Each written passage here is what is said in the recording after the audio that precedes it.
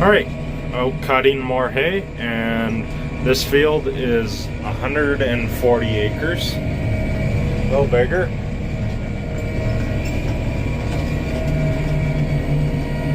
Look at all the pollen blowing off that Timothy. This end of the field is a lot better. Up in this area, you can't quite see, but on the back side of that ridge, that faces west, and it dried out too much last winter, and it winter killed is what we've been told. So there's a bunch of new Timothy roots being established, new Timothy plants. So I guess we'll leave it for now, but yeah, so that end of the field was pretty thin. This one is where it's faced more east and more on the downhill side. It definitely had more moisture, and this is a way better crop here. And way cleaner too. No weeds in here that the Timothy didn't have to compete with. I cut the outside rounds there yesterday, so they're a little bit more flashed off than the stuff I'm knocking down right now. But it takes about 12 hours to cut this field. That's with a 16-foot disc bine here. Started at 6 a.m. and I'll probably finish about 6 p.m.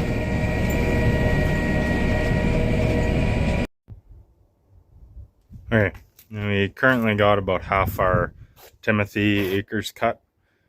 I think we're gonna keep going on cutting. We got about another 300 to go. So I just greased the disc bine up, and these little knives here, I just took the grinder and sharpened those cutting edges a little bit. And then once they wear out, we'll probably just flip them or grind them again if they're not in rough shape. Just like your lawnmower, the sharper they are, the easier it cuts. Those are your conditioner rollers, so they crimp the hay as they go through, helps dry it down.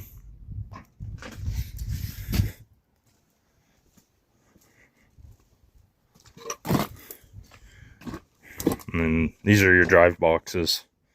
It's all hydraulic driven, and just greased everything up. Now she should be good to go for another 300 acres.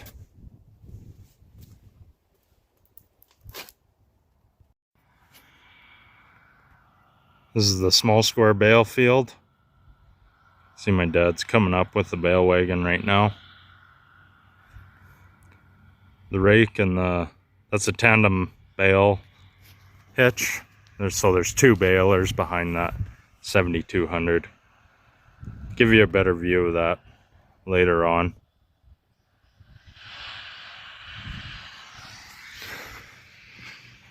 In the hay shed here, we stack all our hay on pallets. That's 2025 hay. That green stuff's 2026. These pallets here we made to fit the 1069 bale wagon. That folds over. Those fit on the back load rack. That folds down, and there's no boards on the bottom underneath. It can go up and down with the rolling headache rack. And then when we dump the hay,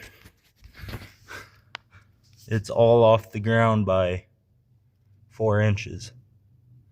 Which is super great, because I think it breathes. It's not much, but I think that breathes a lot better. And the nice thing is, if we have to take a load of small squares to someone that's local, we can back the 1069. It takes two of us, but we can back it underneath there.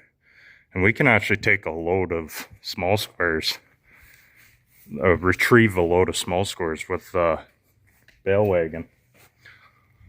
As long as they're standing fairly straight. So in order to keep these stacks tight, we put 3 tie tiers in. Right there, there's one more up top.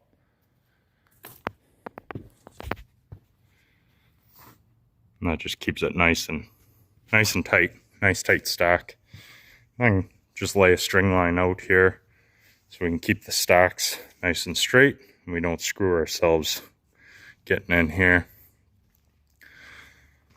And also to be able to get these 2025 bales out, we need to be able to get the tractor and the loader in beside there. We'll probably put 2 rows of big squares. There'll be another row of small squares beside here.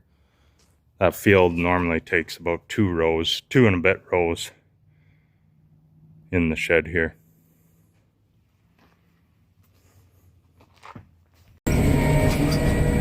All right, this is the last hay field we're cutting this year. Well, short of the second cut on the mixed hay.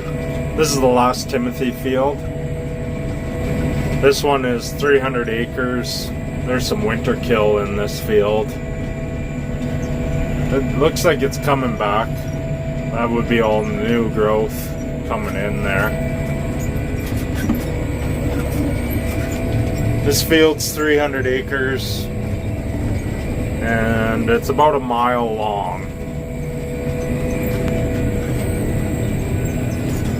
Canola over there. Basically to that shop up there. There's a highway way down there.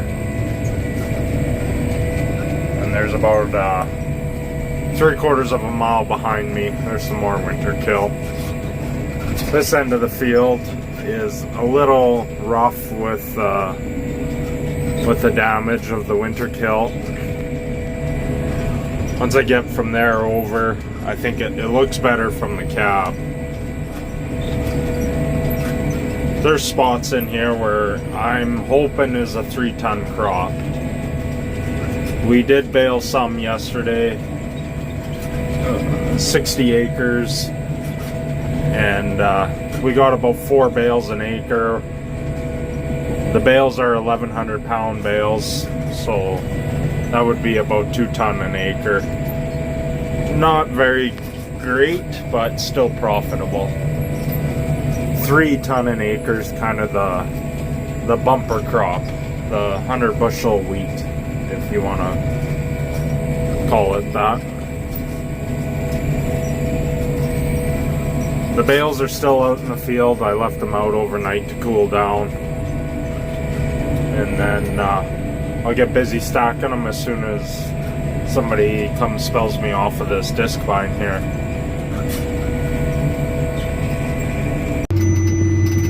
Alright, we're making bales today. We got just 1 big square running. Little short on manpower and rake power. The rake is only half a dozen rows in front of me.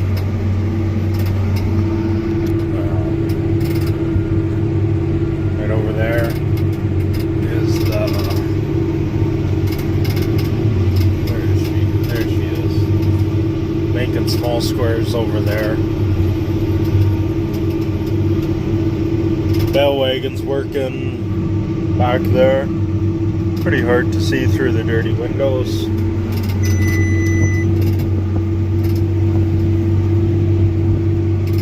I got bales on my accumulator. The goal is try to dump them in a line in the field, and it makes stacking a whole heck of a lot faster and easier. Scale's kind of bouncing all over the place, but typically want to make them about 1,100 pounds.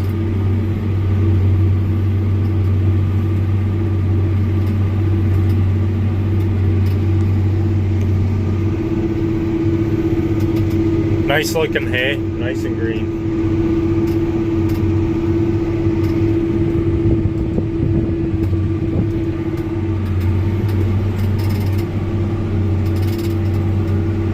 This stuff we're just flipping 2 into 1 right in front of the baler, so it hasn't even been raked. We've done it in the years previous that way if we can get away with it, and it sure saves the hay from getting bleached. Terribly dirty with those. There's some foxtail there, so I'm just going around it. We don't want to be putting that stuff in the bales.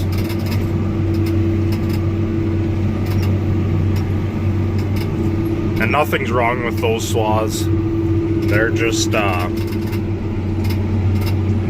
fescue grass, and I'll bale them up, but just try to keep them separate so that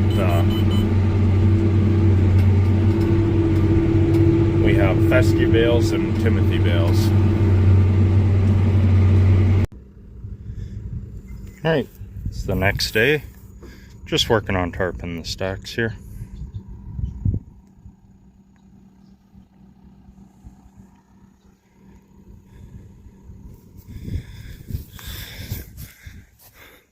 Ridge bales are so the moisture obviously flows off.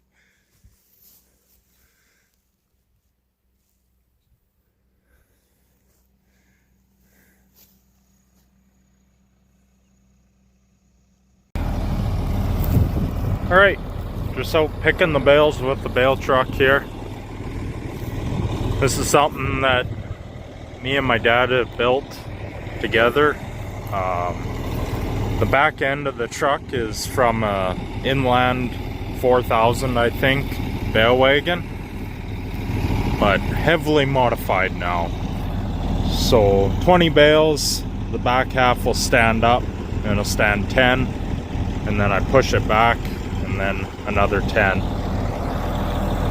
The front just lifts them up and over the cab. That piece there will be down. Put 2 down, and then it stands up. This truck works pretty good. I built all the controls myself, so you could probably smooth things out a little bit, tie up some hoses. The truck itself has got a clean FX fan on it. I was having problems with it overheating, the chaff plugging it. So that clean FX reverses the fan, pushes it out, and then up in here I've got 2 oil coolers on electric fans. One's just doing coolant, and the other one is for my hydraulic oil.